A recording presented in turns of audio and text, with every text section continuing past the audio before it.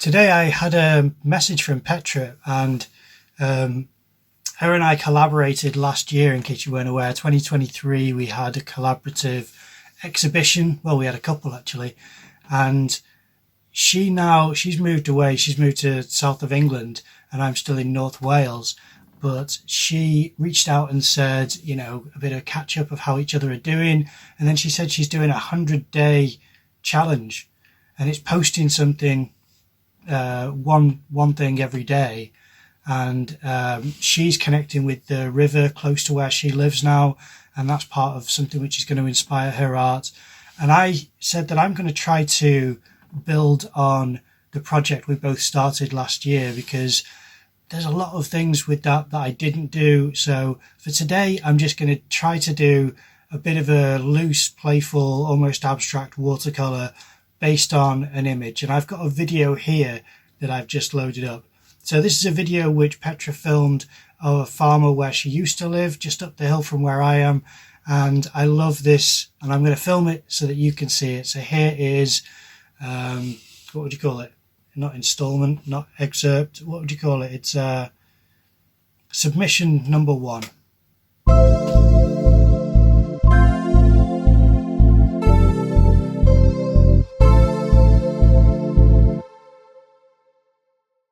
You may have noticed that this video is in grayscale. Now, I made this decision because I did obviously film this video in colour. Well, it's obvious to me. I assume that you might know that as well. I did film it in colour, but when I made the image, it was something which I just preferred in black and white as an image. I think the tonal values are quite strong in black and white. Personally, I don't think there's any harm in publishing something the way that you prefer it and want it to go out. As painting number 1, I think this is going to show a better representation of what I want to do and how I like this image if I publish it this way. So I decided to make the whole video in black and white and give it a bit of a spin of being the 100-day challenge as an old-timey idea, and that's why you're watching it in grayscale. I start this image very splatty and splashy and watery and loose because I don't really know exactly how I'm going to start to sculpt it later on, and I just want to get some energy into the painting straight away. And watercolour, as much as it's quite a fast medium, it's not as fast as acrylic or gouache can be. And by fast, I just mean you lay down some paint and a couple of minutes later it's dry. With watercolour, the first few stages, the way that I was taught at least, mean that the paint is quite wet. The paper stays wet and everything's quite, it bleeds into each other. On this occasion, I didn't wet the paper. I thought I would just splatter on my initial few marks to get some energy in there, because I know that the subject matter, being the ground being churned up by this machinery, would be represented quite nicely with movement in the paint, and that's my thought process, and I quite like it. As far as watercolour goes, it can be a bit static sometimes, so I still try to inject a bit of impressionistic motion and atmosphere when possible. I really enjoy watercolour. I'm trying to learn to use less saturated colours, because over the time that I've been interviewing artists, which I've been doing for a couple of years now, I've learnt that the better artists, in my view, don't use incredibly bright and heavily saturated colours. They actually use a lot of grayscale to describe what they're looking at, and that way, if they have just one element that pops, it's one colour that they let have a brighter hue, and everything else is dulled down quite significantly, and that way it radiates light, and people get quite captivated by the power of that technique. No, I don't use that technique yet. I'm very much a beginner, but that's what I'm trying to conjure when it comes to my mixes in watercolour. Now, you're not going to see that in a black and white video, but you will see it in future videos because I will be doing paintings for hopefully every day if I can. I've failed to do this before, so some days I may do a drawing instead just because of time constraints, but the way that I'm trying to complete this challenge is to have some personal growth and really utilize the insights that have been shared with me by a large variety of professional artists recently. In case you're unaware, I am the co-host of a podcast called Painting Insights. That's on a separate channel, so if you look up Painting Insights podcast, I will leave a link in the description. That is where I have a lot of the interviews that I conduct. Now I say co-host because I do have another host on the channel with me called Richard K. Blades. He is a professional painter, a lovely person, and when we are hosting together, I let him take the lead because he is a professional painter, and to have two painters talk to each other using references to other artists and discussing art on a much more detailed level than I could possibly tap into, that's something I can sit back and just listen to and enjoy because they're both so experienced and so knowledgeable about what they've been doing and how they relate to each other that I just eat that stuff up. So I sit back and let that happen for the majority of the podcast, and I'll only ask 2 or 3 questions. But recently Richard has been so busy that he couldn't be there with me, so I've been conducting the interviews solo, and I really enjoy that as well. I started off by interviewing Richard, and then he basically proposed this idea of collaborating after that, and I love that idea, so that's what we've been doing. He's seen that I've started doing this 100-day challenge, and I think it's going to be fun to see what it brings out of me because of the experience of interviewing all these painters. Now, Painting Insights podcast is specifically about painting, so it's painters, gallerists, frame makers, curators, every facet of the painting industry with regards to art. That's what we're focusing on and creating a great resource of conversations with people in that sector. Whereas I've also been interviewing artists for a year prior to that, and Richard was one of the interviewees. So I've been quite fortunate to have such an amazing group of guests. Even the non-professional guests that I talk to have been amazing. People from university who I knew, and even from other art schools who I just met and was fortunate enough to make friends with. Okay, whilst that watercolour paint dries on the paper, because I've left it a little bit watery, so what I'm going to do is cut out some of the prices that I've printed here for the artwork at Mike's gallery. It's called Aureal Chroma, and my friend Mike has just opened it, so I've told him that I will print out some prices for him.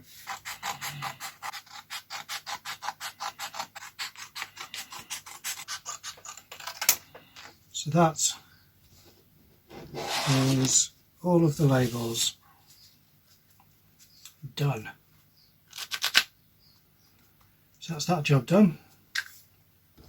The next thing I've got to cut out, I've printed off a sheet of my business card. So that is the next job. So let's see here. We have a look at ones that have already been cut, like that. Okay.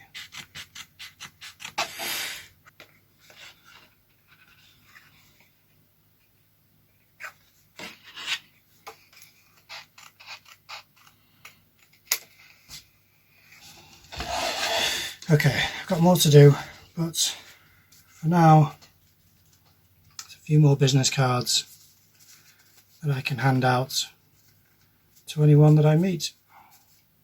Now that the first layer of paint is pretty much all dried, there's still a couple of spots that are a little bit damp, but nothing too significant. All I'm going to do now is lay down a really watery wash on top, because I want to stain the paper with some kind of hue past the very light colour.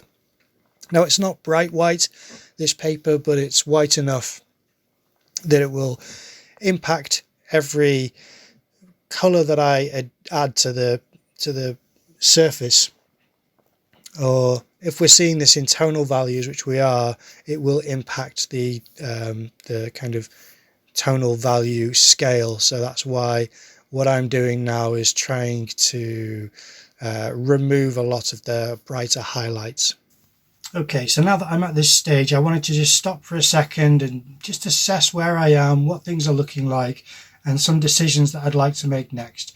It's all very drippy and loose, and some bits have bled into each other. That's all fine. I just wanted to cover a lot of the surface. I may even go a bit mixed media in this one just to have a bit of fun and play around.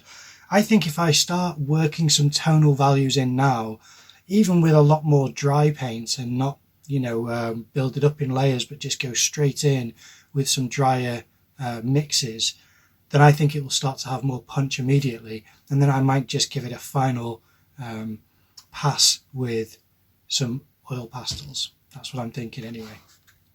As much as I like where it is at the moment, it is a place where you can see some shapes developing. It certainly needs more darks and lights. Well, not lights, it has the lights there. I can't make it lighter than it already is, but it certainly does need more dark tones and more descriptive marks in order to define what it is that we're looking at. So I'm going to do that now and hopefully try to really create some depth and some form in there, because as much as you can see the motion and the washy layers that have been built up, it's all very vague. And I like abstract arts, but I think even as an abstract piece, you have a couple of splodges of dark tone just below the center there, and it's not really adding much. If anything, it's detracting quite a bit because it doesn't connect with any significant shape or substance of the painting. And I really want to try to push past this level. It's a place where if you're not experienced at watercolor, you may want to stop because it becomes overwhelming. It doesn't look especially good and you don't know how to go forward. Now, I'm not massively experienced, but I know enough to know that I would fall short if I weren't to push to the next stage of this painting, which is to make it much darker. And in order to do that, what I need to do is to introduce some oil pastels, because those are going to help inject some really strong tone in there, but also because this is all water-based mark making that I've been doing so far, the oil pastels are now dry and they will have a different quality to them, which I'm really excited about, because mixed media is not something I do very often, and I need to do this to the extent of having interesting conversations between different forms of media. Normally I do a pencil drawing and I will stick to pencil from start to finish, because to add ink is to shift focus, and I need to start shifting focus and introducing things like ink washes even, or bits of paint on top, and just going in wild different directions with pieces of work. And you may be listening to this and thinking that's not wild at all, but to me it's wild because I can't break out of these constraints I put on myself. So that's what I'm hoping to do more and more for this 100 days, is to start doing things which I haven't tried before. Even text would be really nice to add, and I'm not sure whether the text would be legible, but it would just be bits of text that I think can be nice as a collage from either packaging or print of some kind.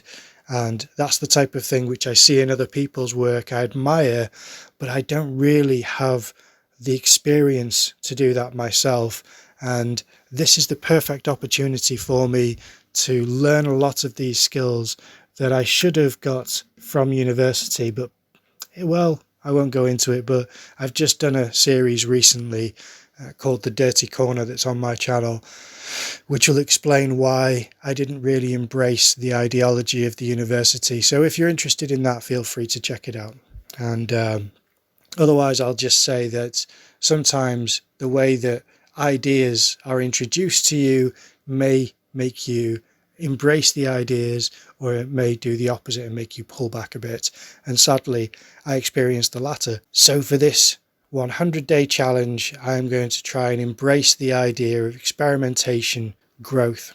Even if I don't do lots of unorthodox practices, at least it's the opportunity to grow in my experience of painting and image making. Okay, so I decided to go with oil pastels after starting watercolor, and then I got it to a certain point and I felt like it needed more tone in the foreground, so I pushed the tone a little bit darker in the foreground to make it stand off the mid and background a bit more, just because I was adding to the background and it started to create a tonal equivalence between the foreground and background, which made everything quite flat. So I wanted the foreground to come forward, and well, I'm going to leave it where it is. It's not amazing, but it's done. It's 1 out of 100, so I'm happy with that. Obviously it could be better, and I'm hoping that as the challenge goes on, it will my skills will improve. I'll become more efficient. This took longer than it should have done. I didn't get more work on the computer done, but this video has been made. So this is part 1 of a 100-part series called the 100-day challenge. Hope you enjoyed it. Play along if you are an artist and do a drawing every day, or a painting every day if you can. That's what I'm going to try and do. And yeah, thanks for watching. Like, subscribe, comment, all that stuff. Thanks very much. See you in the next one.